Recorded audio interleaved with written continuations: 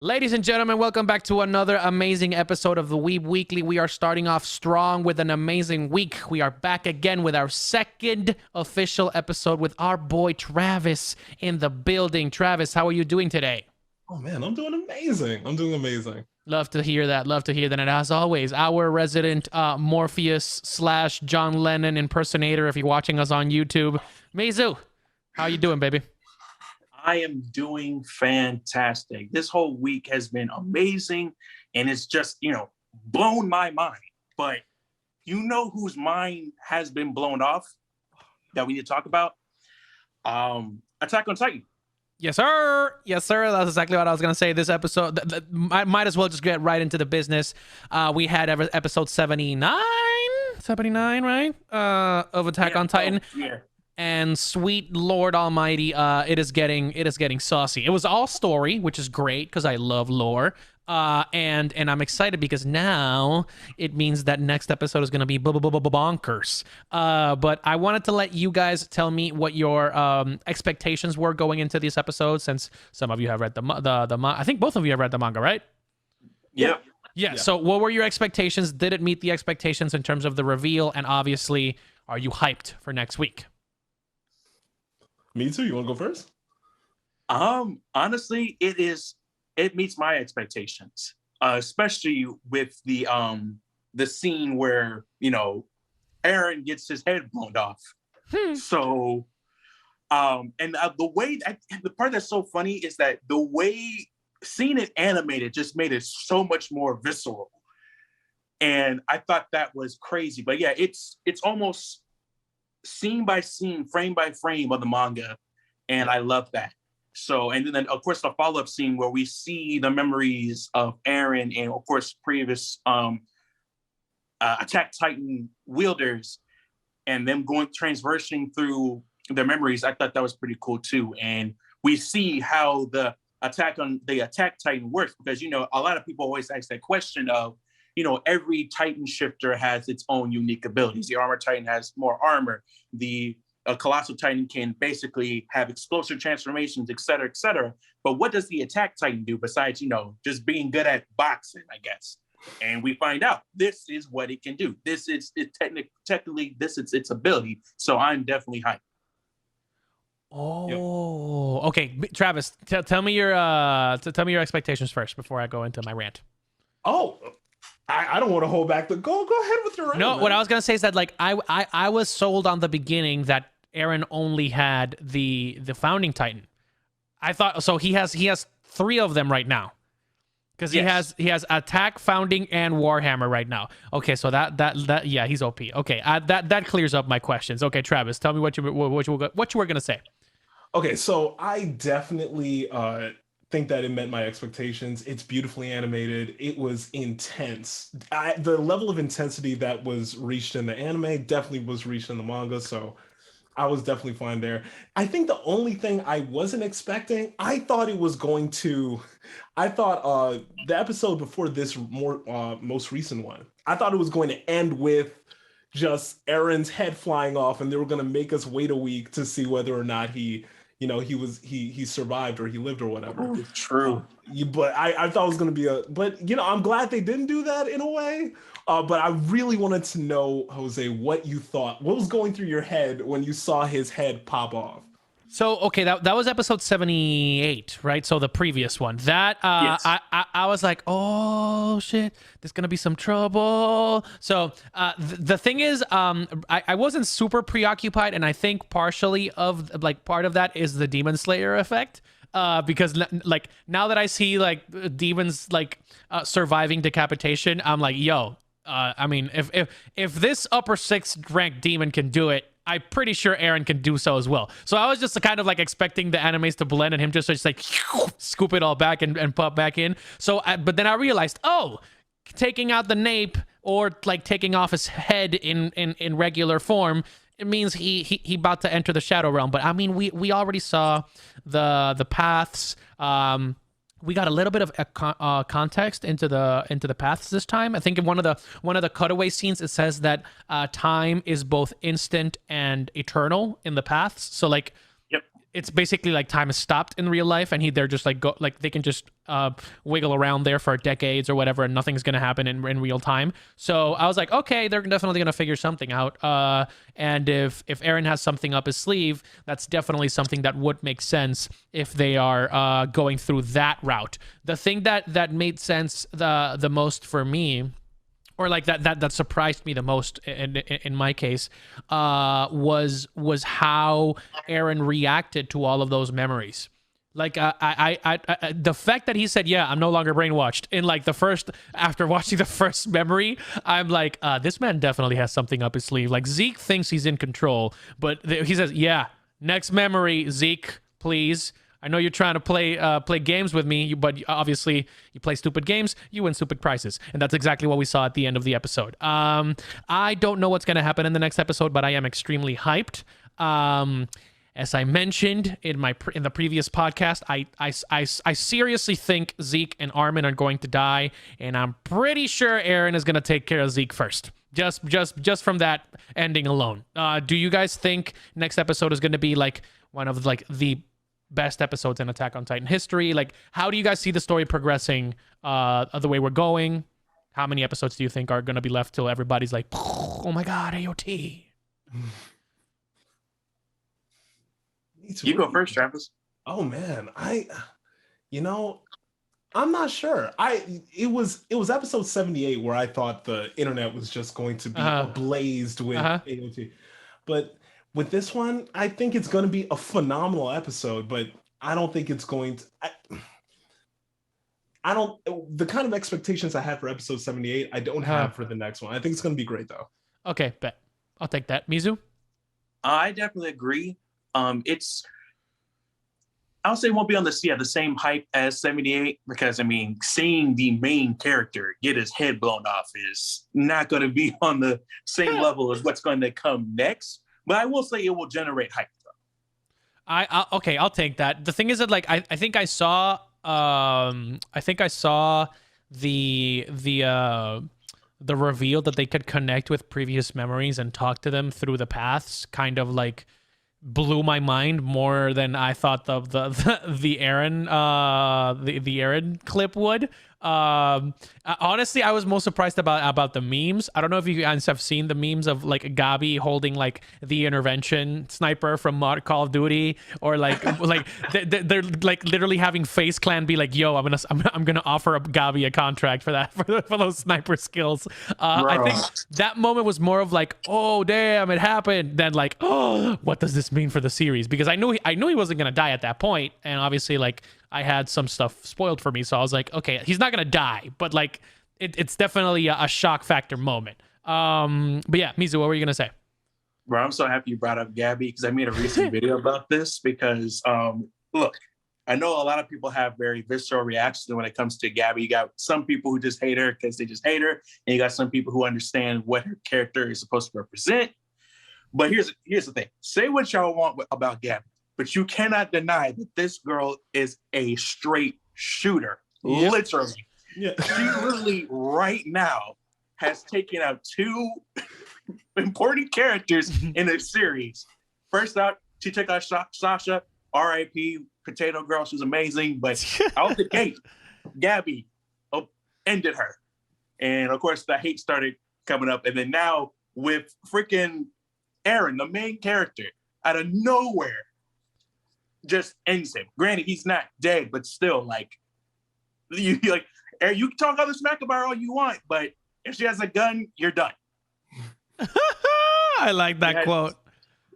Gabi gets on my nerves, but she's definitely like a top tier MLG sniper for whatever esports team you definitely need her on your squad. You can be like, man, screw you, Gabi, I hate you, and then she has a gun in her hand. You be like, yo, chill. All right, look, relax. Like, I know I came out of a character like that, but you don't need to get all hasty now.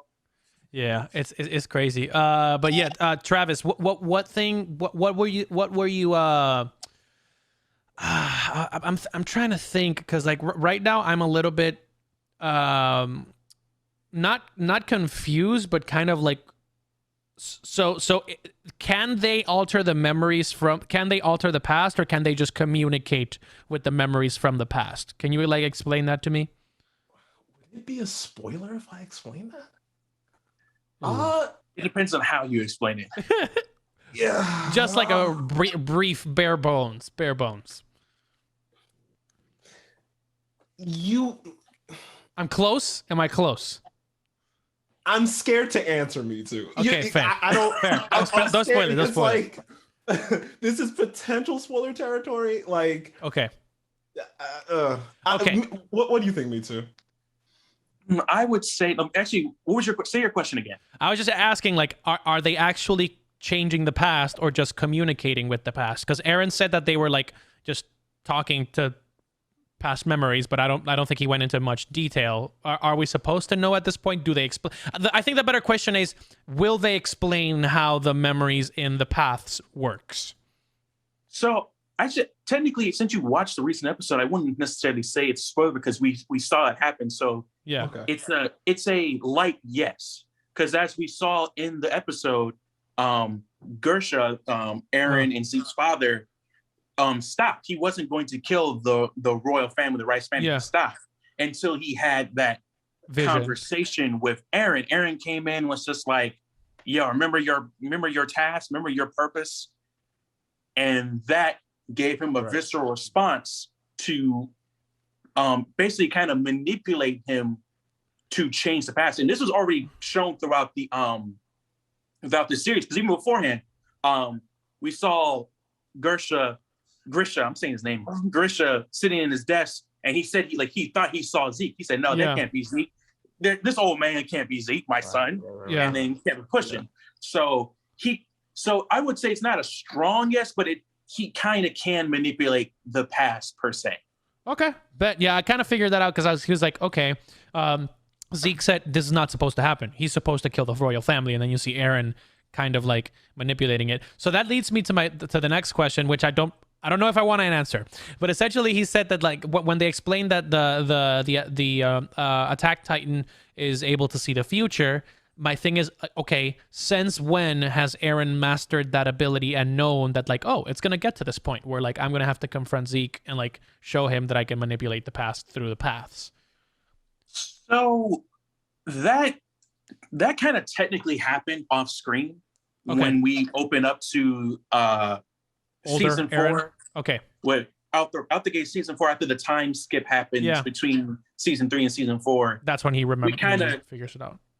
Pretty much, we kind of just assumed that he figured it out or realized it, because there's a flashback when we finally read the book that Grisha left, and he talks about his past and his basically origin story, and when he met the person that Aaron is named after, Aaron Kruger, and when he was talking to him, Kruger said that, talking to Grisha, like, anyway, you need to go protect Mikasa and Armin, and Grisha's like, who the hell is that?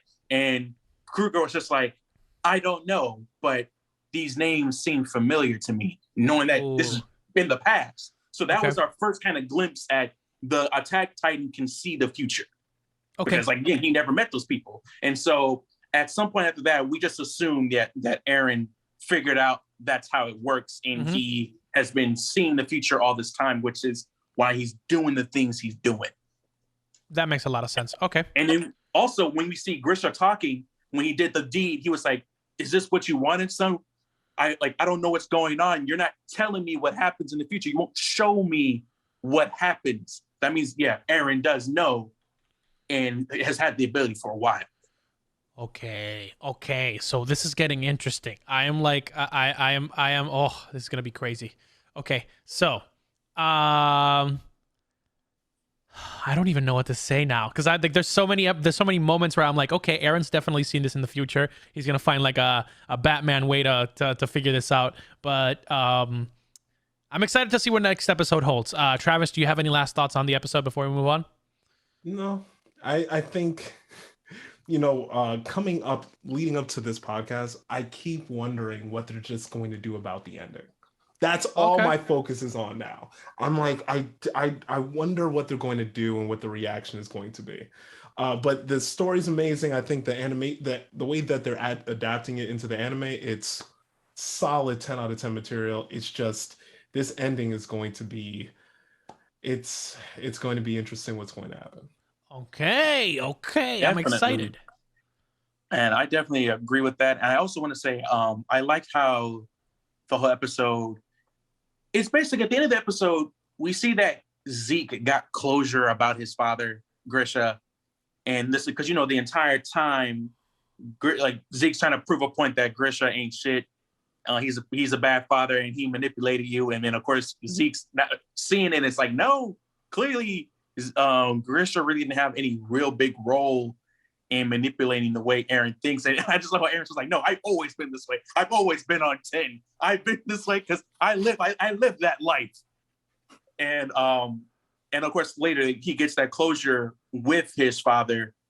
And I just like how this point to me right here, I'll say this one and then a future one I won't go into detail with. This is like, you can tell by the end of the episode that this is fully Eren's turning point, that he is giving up antagonist vibes. Like this man, even you heard his own father say, this man needs to be stopped. Yeah. So I love that. I love how we end with him looking ominous and then breaking out of the whole memory sequence, and then we end the episode. And I'm just like, oh, monstrous. This guy is a menace. He's a true menace to society, just like it was intended from the jump. I think it's gonna be absolutely crazy.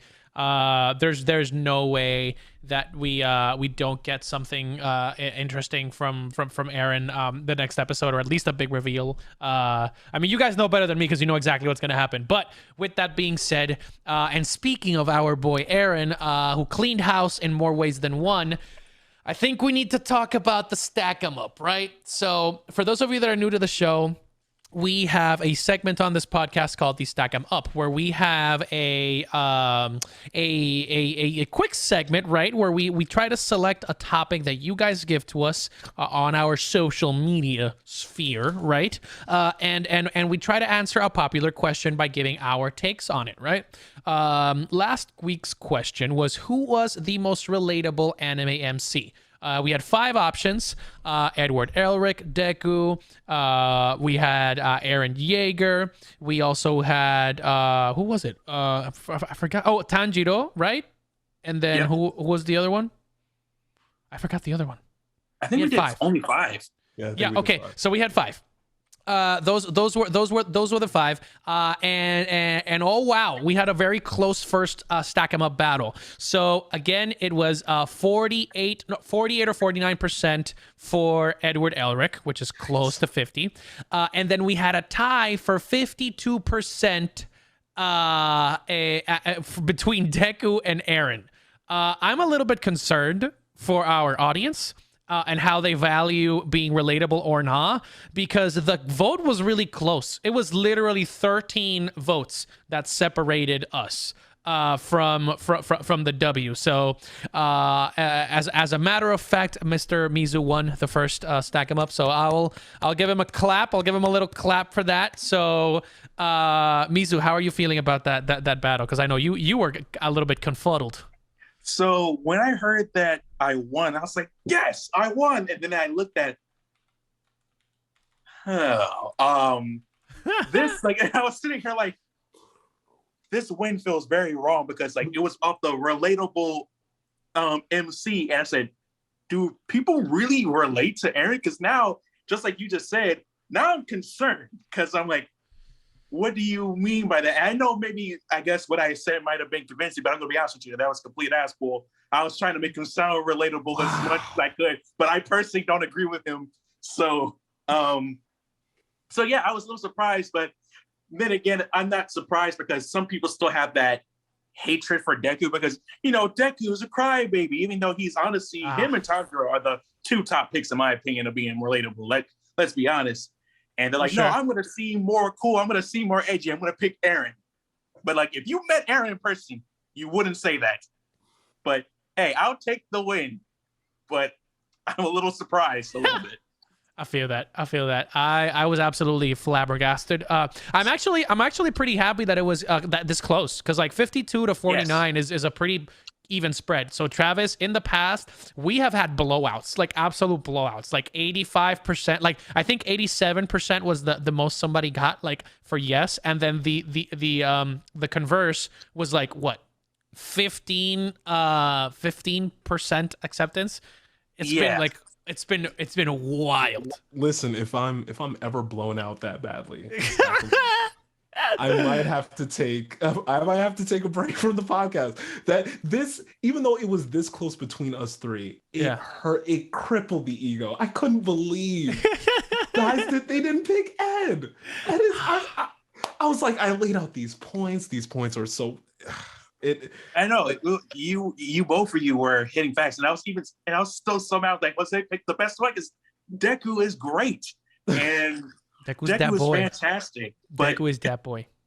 I know, that's what I'm saying, because I would say Deku hands down, but then so that's why I'm happy it's not a blowout, because I'll be very concerned if Aaron got like 70% and then after that. But I like how close it was. That there's some people who really actually thought about it and be like, you know what? Yeah, I like Deku, or then be like, no, I'm an edgelord. I'm picking Aaron. Oh my god. I was still hopeful, you know. I was still hopeful for the boy, but you know, it doesn't always end the way that we want to, right? But then again, we also have an amazing Stackem Up this week. So, I posted a question on our on the Instagram, right? So, the question is simple, right? Which character deserved more screen time, or deserves more screen time, whether that be a show, whether that be like a separate series or whatever? You just choose which one you want, right? I think we can. I'll leave this up to you guys. What should we keep it to anime, or should we leave it for all types of media, pop culture media? I would say. I'm down for either or. I would say either or. Yeah, it's fine. I'll go with that too. Yeah. Okay, bet. So I am going to use a Wheel of Names randomizer, as our boy Mizu suggested. From now on, it will be up to the gods, whoever goes first, right? So I put Travis, Mizu, Jose, 3, 2, 1, randomize. It is spinning. It is spinning. Damn. Like, okay, it's gonna seem biased, but it did say me. I will switch my camera. I'll use my camera to show you that it did say me, just to be completely transparent. You know, it did say me. That's hilarious. So I will be going first. Let's do the second one. So second wheel.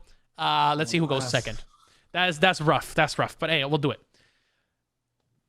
All right, so we have Mizu going second. Okay, so Mizu's going second, and then we have Travis going last.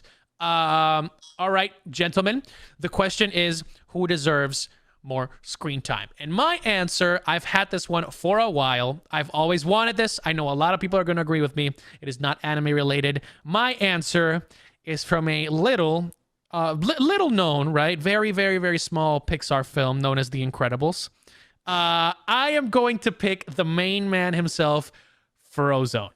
I think Frozone deserves more screen time. Oh my!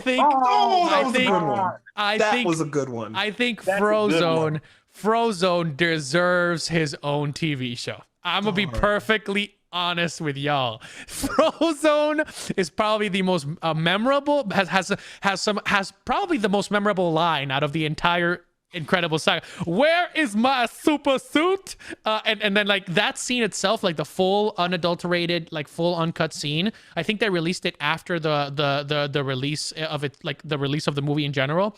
And people were like, "Bro, this is the best scene in the entire movie," because it's like it's so real and so raw and something that like a true superhero in our modern society would face. Being like, "We have a date. I am the most important part of your life, not being a superhero." And obviously, everybody loves Sam Jackson.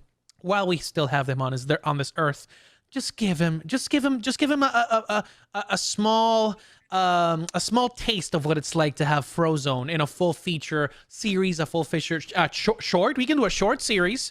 You could do like small 13-minute episodes or 15-minute episodes, however you want to do it. But my pick is pretty simple, clear to the point. My boy Frozone deserved more screen time. That is it. I'm not gonna lie to you. I didn't even think of that, but as soon as you said that, it opened up a whole core memory for me because I'm just like, I've always been begging since a child, like, yo, Frozone needs his own show or something. Make a movie. I need to see more Frozone. This man is amazing. Yes, sir. Like, you know you're a great character when people have made like a fan theory about him around that whole suit scene because people assume that his wife also has powers too. Oh. And like he has a whole little super family of his own that could get its own show or something like that. I was like, oh yeah, I definitely believe this theory. I love it. I 100% want to be behind it. That is a good choice. Wow. You got to follow that up, bro. You got to follow that up. I know, I'm trying. It's like going after Martin Luther King gave his I Have a Dream speech. Okay. This is funny because I know Jose's going to laugh at this because now I feel he's going to judge me for this one. Okay. So the person I think that deserves more screen time, or a lot of us in the anime community believe that he needed to do more. We wanted more of him, but let's be honest, in the core of the series, he didn't really do much besides one iconic scene that we all know him from. But if he got the proper screen time, I think that his stardom would be even higher, and that is Rock Lee from Naruto. Darn it! Oh, y'all don't know. Rock Lee is from the iconic anime Naruto, and Rock Lee, it was inspired by Bruce Lee, and he is known for being, mostly skilled in taijutsu, which is hand-to-hand combat for ninja. And he was out the gate iconic. The way he looks, iconic, bushy brow, bowl cut, jumpsuit.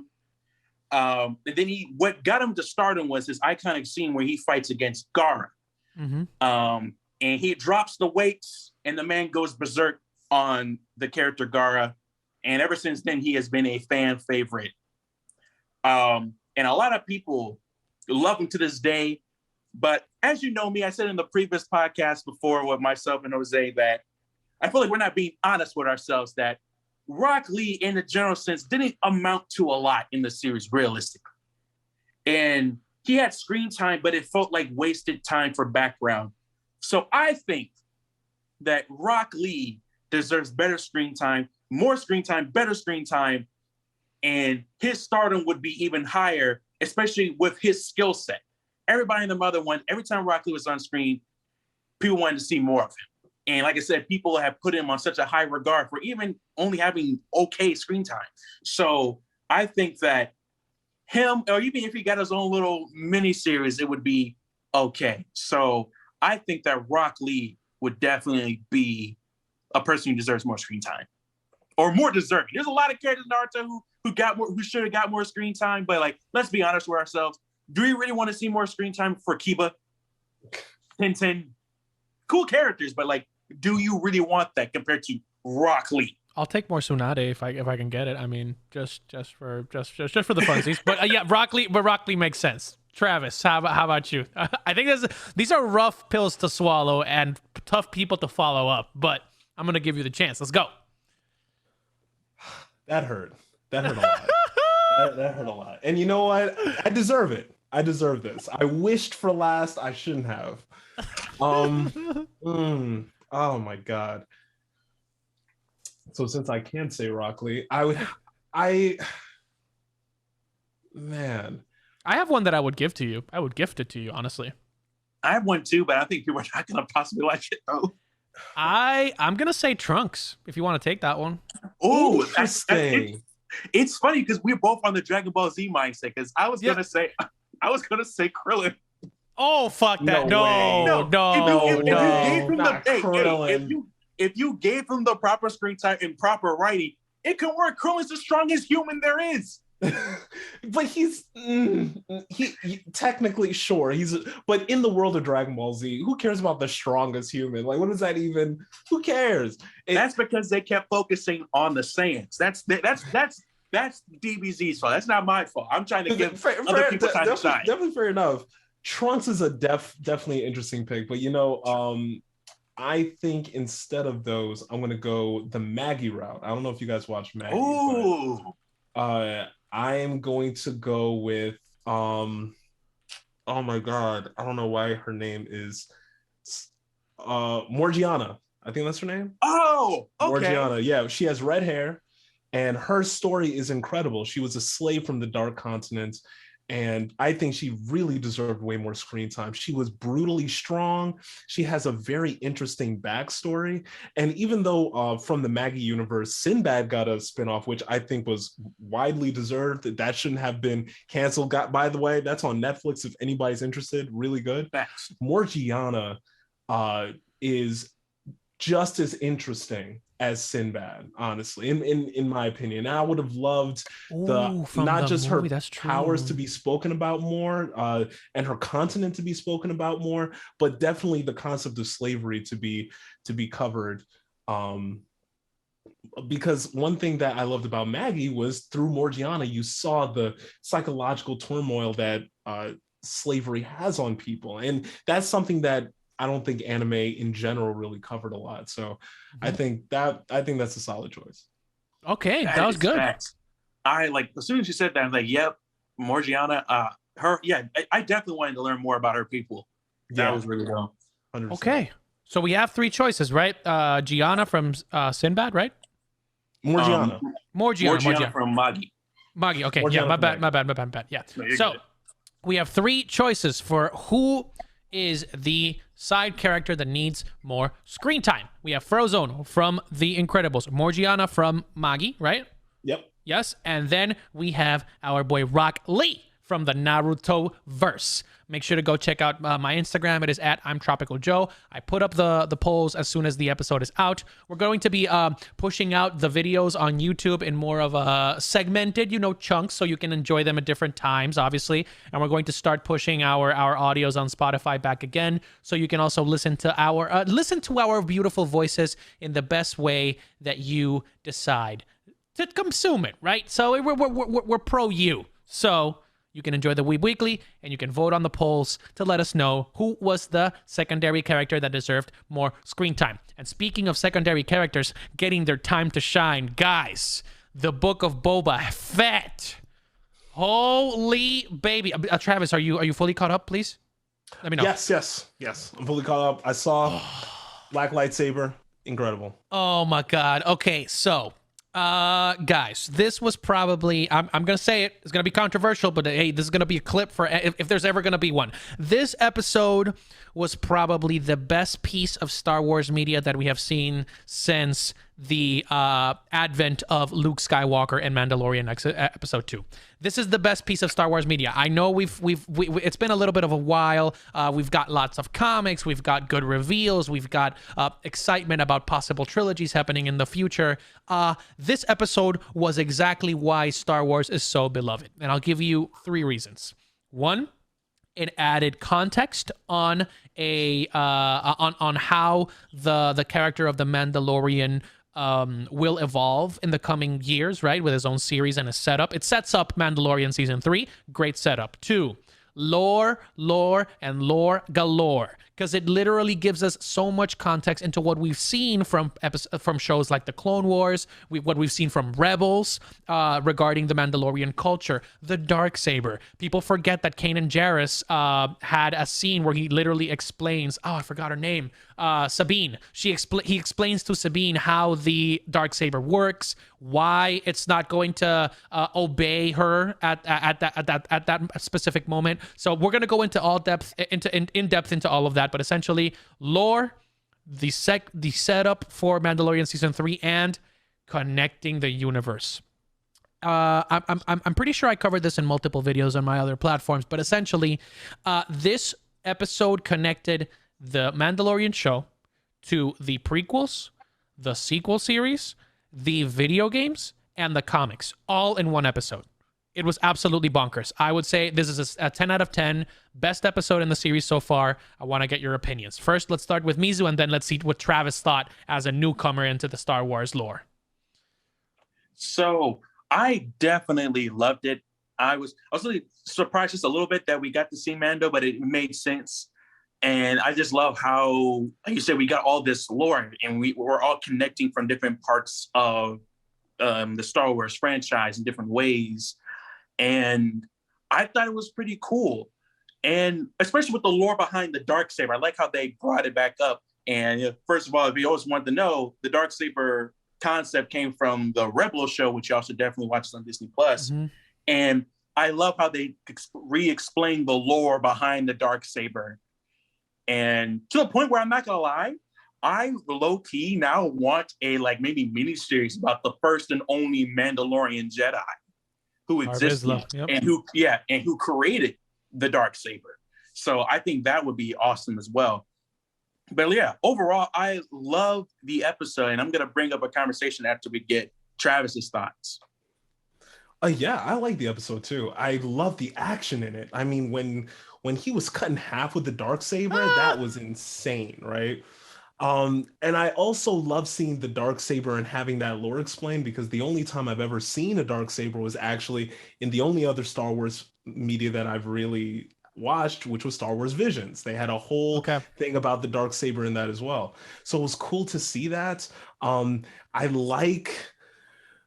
gonna just have to watch way more Star Wars, because even online I've been seeing how I've seen this point of view said before, that so many people think this is the best piece of Star Wars media, and I'm like, out of all of them, Clone Wars, all of the like this is wow, so yeah, I really enjoyed it, and I'm definitely excited for the next episode.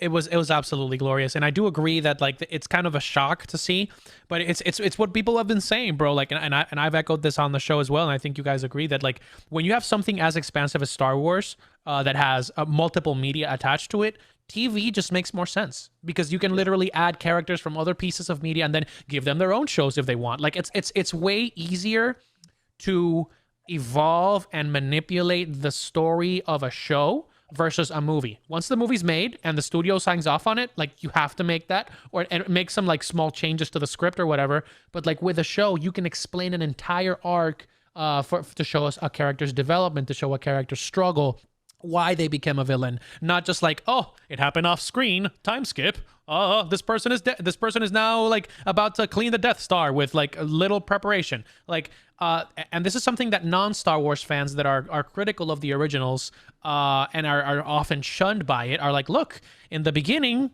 Luke can be seen as a Mary Sue. He literally has no training and destroys the Death Star in the first movie. Like, and then he fights Darth Vader after what, 5 minutes talking with Yoda in the forest. He fights the most powerful Sith Lord, like the second most powerful Sith Lord in the galaxy. So like, you have a lot of context that you can explain through a TV show, right? And I still stand by it. Like the special effects, the story, the voice acting, the subtle connections. Like for example, the droid that you saw. You remember the BD droid, Travis? That is the main companion of the protagonist in possibly one of the biggest Star Wars video games that has come out in recent memory, which is Jedi Fallen Order. Like when I was watching the episode, we literally, like the people that I was watching it with, we were all screaming hype, like, oh shit, if Cal Kestis shows up, like this is gonna be crazy, it's gonna break the internet. He didn't show up, but it's a nice tease, right? You get teased as to what could happen. And that is what we don't get from the movies. Because in the movies, like something happens and then it's canon, right? It was in the movies, it's done. This way, you can have a lot more feedback into it. So I'd love to see. I'd love to see what they come up for the future. Now, this brings up not a small question, an enormous question. And I wonder do you all think that movies are dead and that shows are really the new way that we're going to be going with trying to do visual storytelling? Because I feel like people are still going to theaters. It's still breaking records like Spider-Man No Way Home. And there's so many other movies that have, still broken records despite the pandemic. But the kind of numbers that are done through streaming, I mean, it's hard to ignore. I just feel like it's almost like if there is a movie, what's the point? I feel like shows just we get everything we want from a movie in a show, and it's even better. Similar to what you were saying, you can tweak things, you could create multiverses, and I feel like it's easier to even be engaged with a show more than a movie, really. So I don't know. I would love for us to have like a whole podcast episode about just that. But yeah, that is actually pretty deep. I actually, and funny enough, I was going to say no, but then as you were explaining it, now I'm kind of torn a little bit. I'm gonna see if we can get some other guests on an interview show to talk about that, because I'd love to see other perspectives on this as well from people that like mostly that also cover like movies in depth and stuff like that, because that is a great question. I personally agree with the fact that shows are a lot more engaging. And just for context, I'm trying to compare it to the biggest shows of all time, right? So The Sopranos. When The Sopranos was airing, like every episode was like, oh my God, have you seen what happened in The Sopranos? When Seinfeld was on, same thing. With Friends, same thing. And the biggest one in memory in terms of fantasy has been Game of Thrones. Before the 8th season, and even with the 8th season, like you literally, like people were having watch parties for TV shows, right? That's like I've had the watch parties that I've remembered the most have been for TV releases, like TV show releases, for anime and for shows like that, and for albums like music. You don't get really that experience with movies, because the hype is built for the theater experience, right? And when it happens, it's great, because we had, for example, No Way Home. We had the Avengers, like all of these big franchise movies, like when The Force Awakens dropped, right? Like all these movie experience are like, oh shit, it's great to go into the theater, but it only happens once, right? You only get to see a movie once, right? You only, for the first time, you only get to see it on release day once as well. With shows, you can do that for literally years, for weeks. I mean, like. The Mandalorian season 2, when season 2 happened, and we knew that, okay, we're getting a tease for Ahsoka, that episode was baller. The episode after that, where we see like him fighting Moff Gideon, that episode was baller. And the last episode of Mandalorian season 2 broke the internet. Like people were like, the gif of Luke Skywalker showing on screen again in his iconic Return of the Jedi attire, and like holding Grogu. I remember that GIF having hundreds of thousands of quote tweets and stuff like that. Like it breaks what we know as pop culture, because it can reach such a varied audience week after week after week. So Mizu, I want to hear your take on whether movies or TV. We can go super in depth later, but I just wanted to hear your first take on that. Like I said, initially I was going to say no, but now hearing both of you guys explain it more, now I'm kind of torn, because you always got the movie experience where you're in the cinema, that feeling, and being inside, seeing it from a big screen perspective.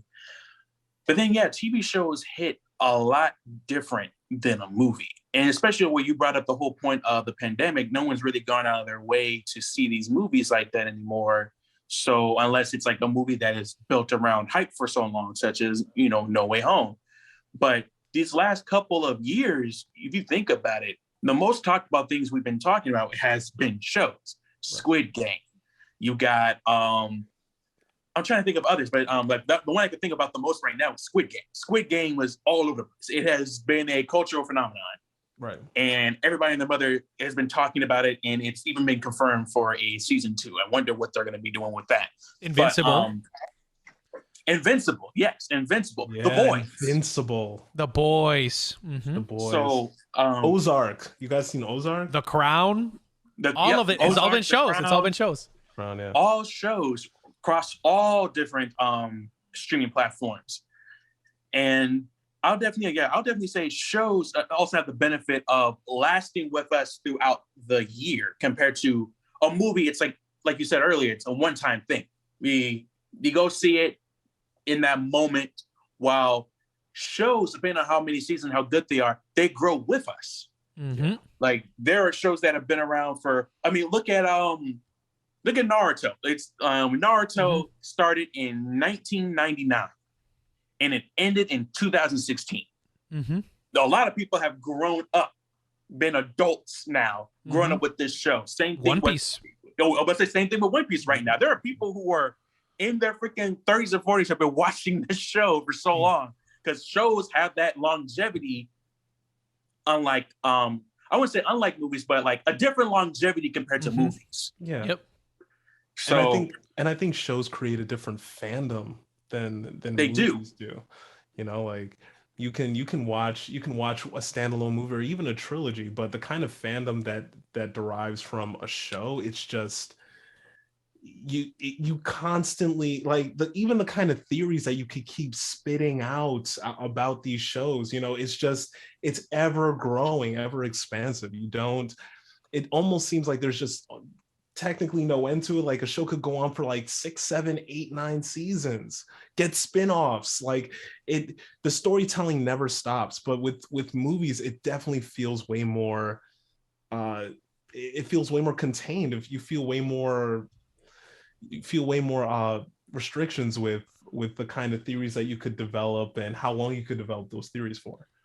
Exactly. And it's like, you can say almost like it's like a time capsule almost with a movie compared to a TV show. Granted, you know, like I said, depending on the length of the TV show, it can be the same way. But like I said, you can see events happen within a TV show. Let's like a show that is grounded in reality. And let's say we had a big event in human history, something like that. That show can reflect on that and be like, oh, we're bringing up COVID. We're bringing up whatever, because we can do that because we go with the time. So depending on what we're talking about and what's going on. And like you said, with the fan theories, we can, and also with the possibility that our fan theories becoming true, because we're a TV show, you know, they listen to fans and they can, depending on what the fans are asking for, they can bring that in there compared to a movie, where a movie, like, oh no, we already have things kind of set in stone already. While a TV show, like you said, it can go any direction. And when people theorize stuff and we're like, you know what, the people can hear that, you know what, that's a pretty cool theory. Let's bring that in here. Yes, so-and-so was the guy and stuff like that. So I definitely, I'll lean towards more the shows pretty much. Yeah. Oh, clean sweep. Welcome to the team, Mitsu. We have drinks, refreshments. Welcome to the dark side. We have cookies. and speaking of the dark side, this show is great. I've been seeing a lot of tweets and people commenting on videos saying that, like, the only thing that you could do to make Boba Fett the Book of Boba Fett more interesting is just take Boba Fett out of it and just bring the Mandalorian. So I'm glad you brought that up, because it brings into my next question of, because I've been seeing a lot of people throughout the grapevine mention this.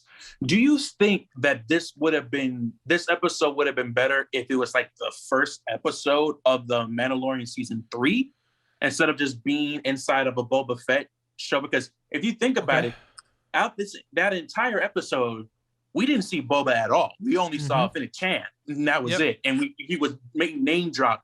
But out the entire episode, it was just Mando. So some people have been arguing that this would have been better if this was the first episode, or you can still kind of have it in the episode, but a little glimpse of what Mando's doing and then go straight to back to Boba.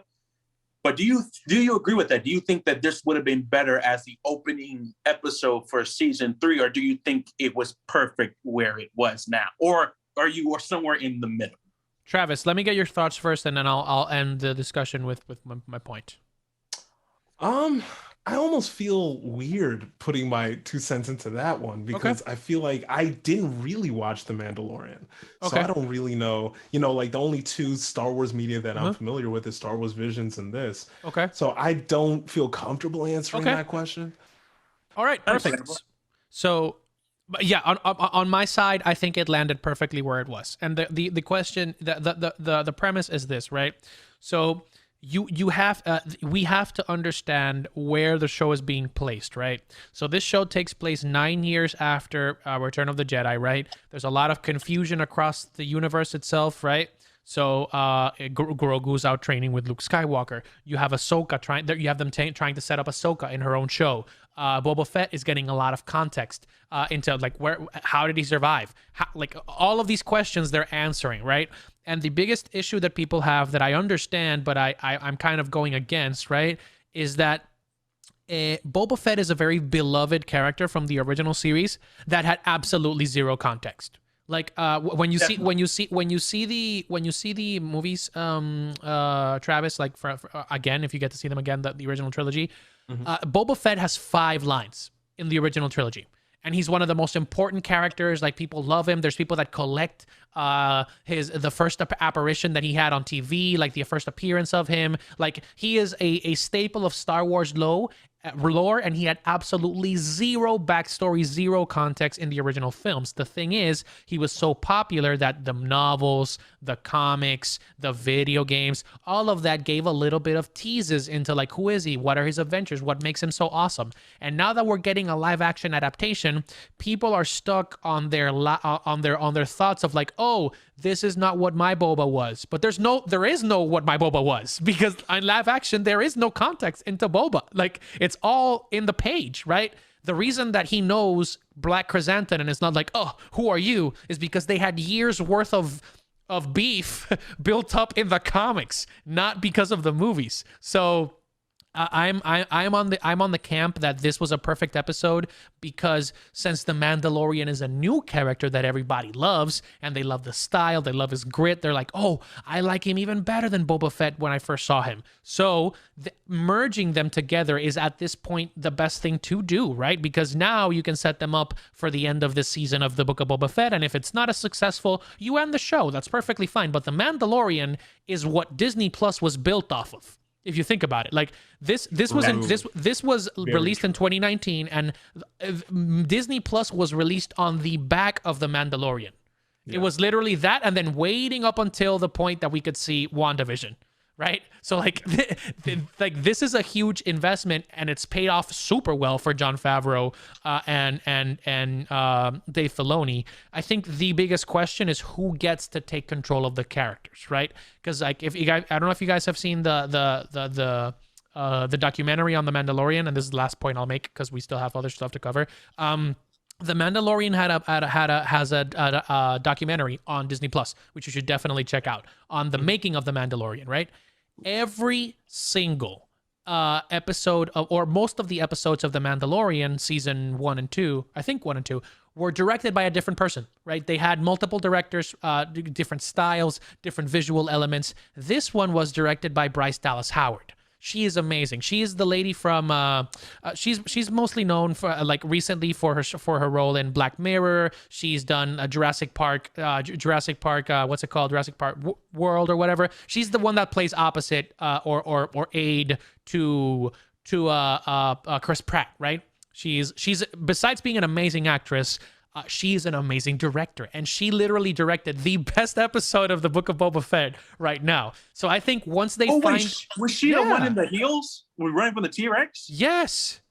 Wow. She directed that episode? She directed this episode, and she directed episodes in season 2 as well of The Mandalorian. Wow. Bryce Dallas Howard is that girl. She is that boss ass bitch, okay? So I think for the future, once they decide which directors are the best ones to handle the story, it'll be a lot more consistent. That's my 2 cents. Okay. So yeah, I was in defense because I can see the argument. I didn't agree, but I can see where people are coming from. Like, yeah, this is about Boba. Why are we getting this whole episode about Mando? And like, yeah, where's Boba at? And then we finally get a name drop at the end.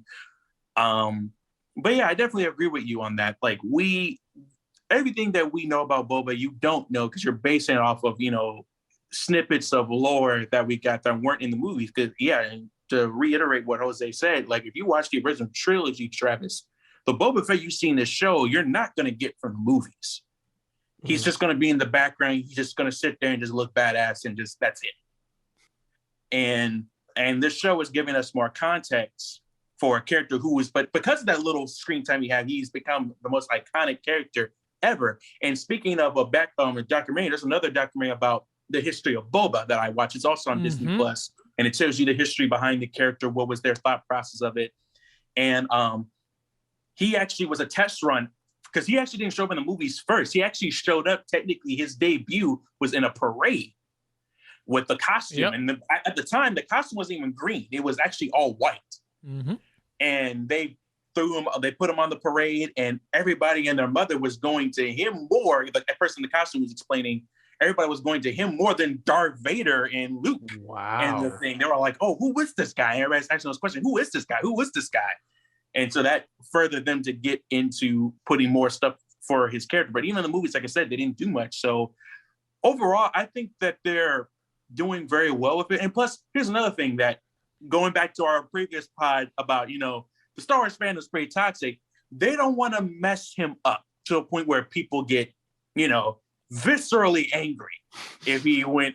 So they're trying to. So because of people putting these limitations on him, he can't necessarily, grow, because everybody and their mother has this own perception of what Boba is, and now it could get in the way. So of course they don't want to ruin that. So they're making him do things that are in his character, but not too much so that people won't get mad. And this is what happens when you act like that in a fan base.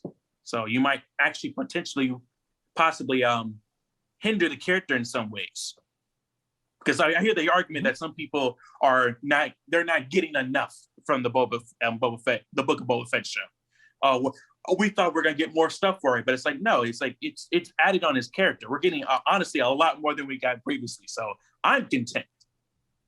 Amen.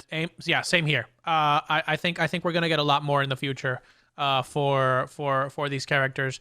And I think they're trying to treading a fine line, right? Of like, do we mess this legacy character up, or how do we add to him? So I think we're just gonna have to wait until the new episodes kind of like add more context into it, right? How many episodes are we getting? I think it's a 7-episode series. So we are about to get to the fifth, sixth. I don't remember. Yeah. I think this is number 5 or 6. Yeah. Yeah, so we have 1 or 2 episodes more, and so I'm excited to see how they set this up. They have a lot of room to grow, but I mean, we had a lot of information this episode, so I think they can definitely add more context into that. And Travis, once you get a little bit more acquainted, you're gonna have a little bit of time between now and the next show to kind of see. Like, I would suggest you watch The Mandalorian before we get to Mandalorian season 3 and Ahsoka. But obviously we'll take care of you every step of the way. Make sense? I'm happy to hear that. All right. So with that being said, we'll go into something that you have a little bit more context on, though. That last episode of Demon Slayer. Oh, baby. I'm going to let you go first because I know that you were excited to talk about this from the jump. I've been dying for this. Take the wheel, man. Take the wheel. I've been dying for this. So Demon Slayer doesn't care about your feelings. It's clear. The way that they've ended the last few episodes, they don't care about human emotion. They want to curb stomp you into the ground emotionally. It also made me think of what you said, Jose, last pod, where you were like, hey, are we going to see a pattern where anytime we see a Hashira, they just die? And I think that's what's going to happen. I think we're looking at just don't be emotionally connected to anybody. Yeah. Anybody could die at any time. This is like Game of Thrones. This is like Game of Thrones, Attack on Titan without like the 3D maneuver gear. This is just anyone could get it at any point, right? This Demon Slayer to me was a 9.5 before these last 2 episodes. Mm-hmm. It's a 10 to me now. I think it's nice. I think it's a classic. It's going to go down in history. It's going to be up there with like Attack on Titan, Full Metal Alchemist Brotherhood as untouchable. Just, hey, this is how you do anime. The animation was on point. The dialogue, the backstory of the Upper 6 demons. Mm-hmm. I took actual screenshots of what she was saying, because before I even get to that point, Zenitsu King. is easy to me. I think he is the coolest character in the entire show. When he's asleep. When he's asleep, specifically. I hope that he just gets into a coma, honestly. I know that's brutal. But he can talk when he's asleep. He's a sleepwalker, so. Yeah, the moment he delivered that first line, I was like, you could talk? You can, and he's deep. He's deep. Bro. He's like, I want you to apologize for when you were making that girl's ear bleed, because these people are not your possessions.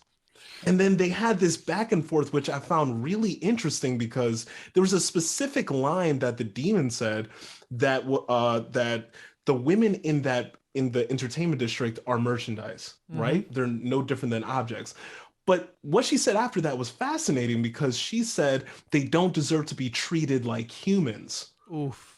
And it was like, you're a demon. The whole thing with demons is you don't cherish human life, but you on some level do. That's a big right point. And like Zenitsu made this observation about them where they were like, hey, you can't do what was done to you. And they not only leaned into that, they really emotionally rocked me with their response, because when she was just in response to that saying, hey, listen, I can't make up for what happened in my life that was terrible, but the way that I can come close is by robbing those who are blessed. It was like, whoa, like this is intense. Like this is some 10 out of 10 stuff.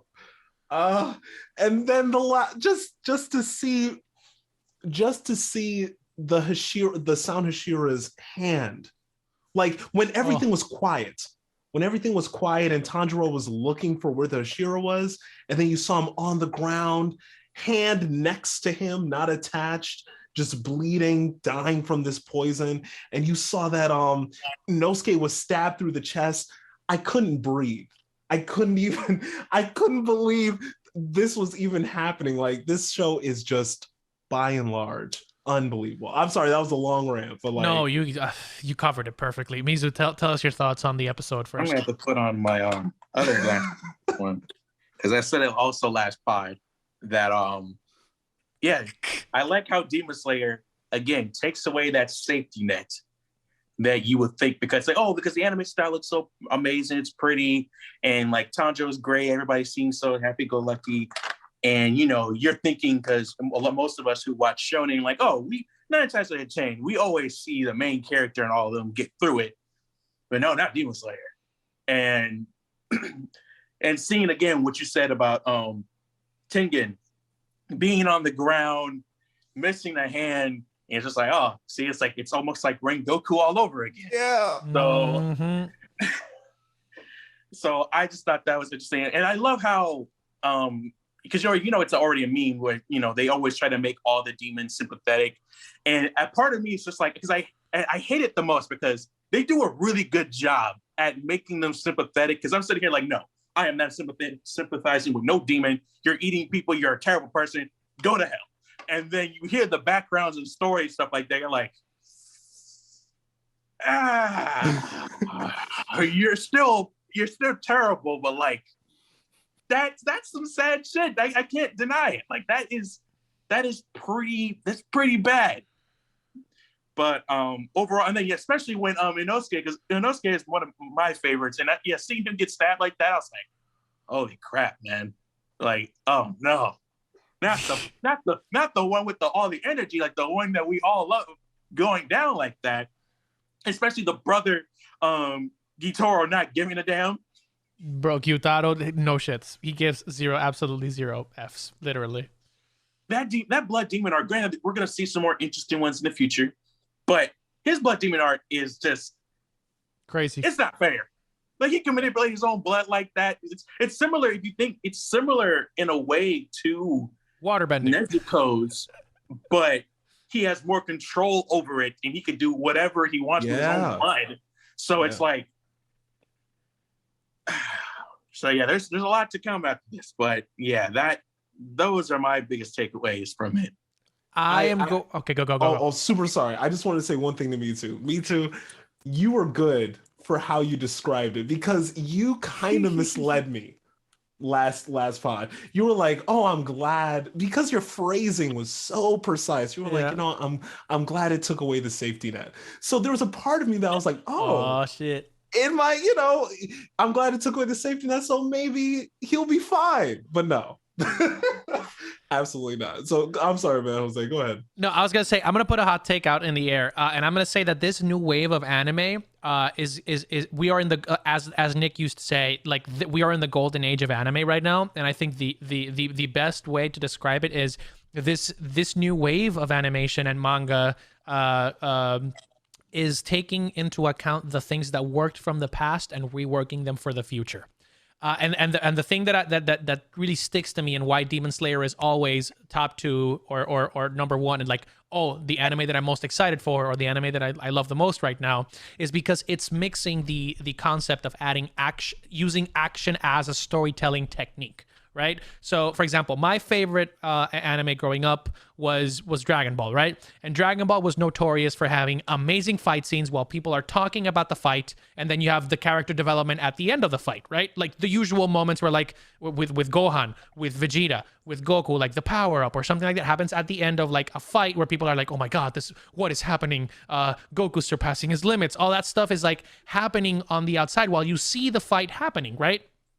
And then you have not a stark opposite, but a slight contrast with like the best anime of all time, with Full Metal, for example, which is like very story based with the action on top. Especially, for example, the Fire Alchemist. I always forget his name. Colonel Mustang. Yeah, how Colonel Mustang would like give you a psychological, philosophical explanation for what he's doing and then have the action. So it would be like action, story in the past, story, action in the more recent iterations, and now with Jujutsu Kaisen, with Demon Slayer, with Attack on Titan, with My Hero Academia specifically, like the action is what fuels the story. And the moment that encapsulated perfectly in this episode is, bro, Tanjiro found the perfect technique, breathing technique, by merging them, and it happened in like 15 seconds in the best way possible. He did it and explained it in less than 15 seconds.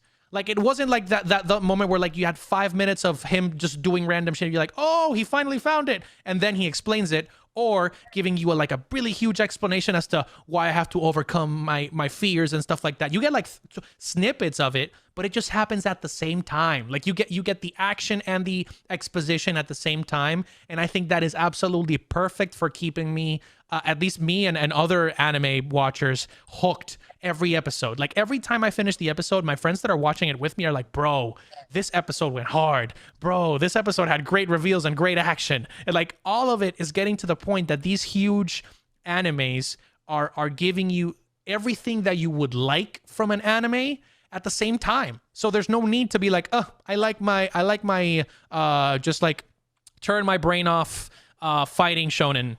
I have my favorite for that. I have my favorite story anime. No, you can get that all at the same time. And my last point on that hot take is Gyutaro needs to be put away, incarcerated, officially no chance to see the sun or the moon in this case, because damn it, why you do that to Tengen? Why you do this, man? And to Inosuke. I mean, absolutely menace to society. I don't like him. But guess what, guys? It gets worse. Oh no!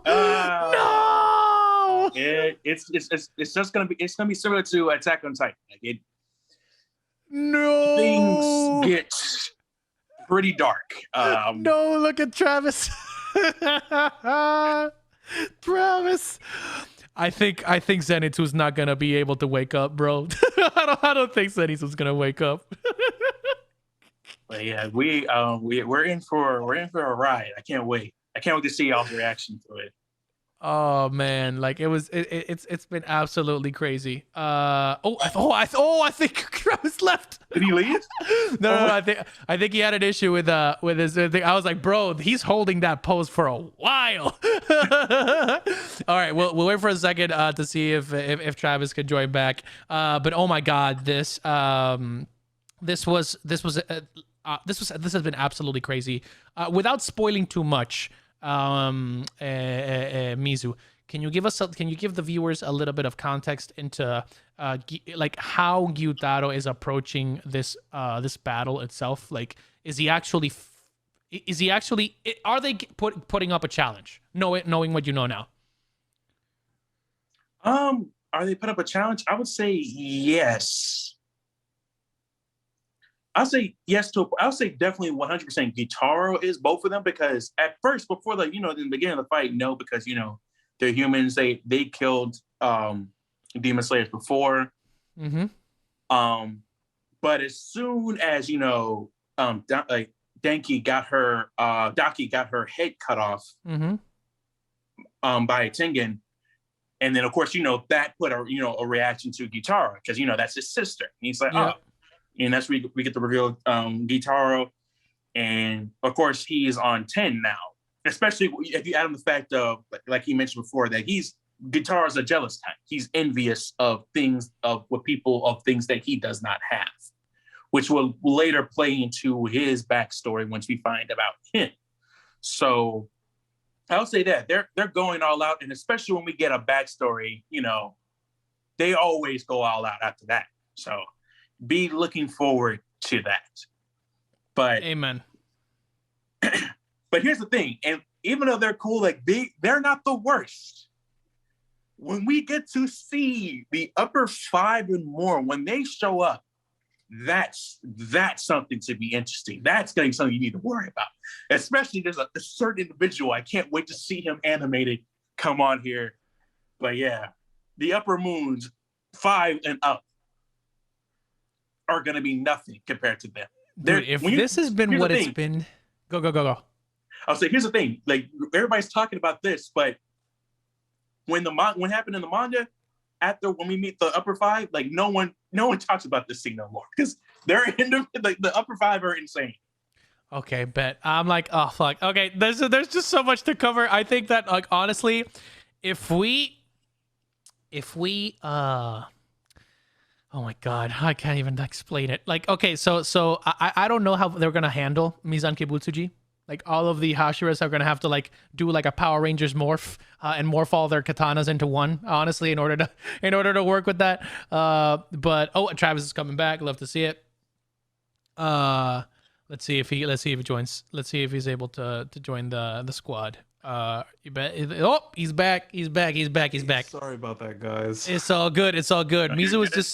Mizu is just saying that it's gonna be worse, man. That there's the upper 5 moons, up from 5 to 1, it's going to be crazy. And I was just saying that, like, bro, if this is what we're seeing now, the Power the Hashiras and the Demon Slayers are gonna have to pull a Power Rangers like Megazord combination move, because to beat Muzan Kibutsuji, it's gonna be absolutely insane. No, definitely. Yes, definitely. And I think the one upside we're also gonna see is the bright side. Is that we get to see more of the Hashira. So we're not just going to see, Rengoku. We're not just going to see Tengen. We're going to see more of them get involved more as, the story progresses. But we don't know what's going to happen to them. Mizu with Mizu loves to tease us, bro. He's a teaser. He's worse than Disney with their teases, bro. Agreed. Dude. It's been absolutely crazy. Do you guys have any last notes on Demon Slayer before we call it off for today? No, sir. At least for me. I just have to repeat that Demon Slayer is. There was a question I had, right? But because I definitely lost my train of thought. So I guess I'll try to think of it later.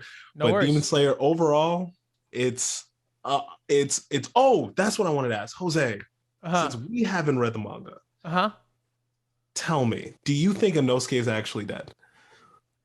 I don't. I think he might be incapacitated. I don't think he'll die straight off the bat, because we've seen Tanjiro get sliced up and still continue, even though he should technically be bleeding out, like Kill Bill style, since they opened up his arteries, his clavicle as well. But like, anime works different than regular mangas, right? And like, breathing apparently can make you a god. So I'm just gonna say I'm gonna ascribe to the same thing that I've always said.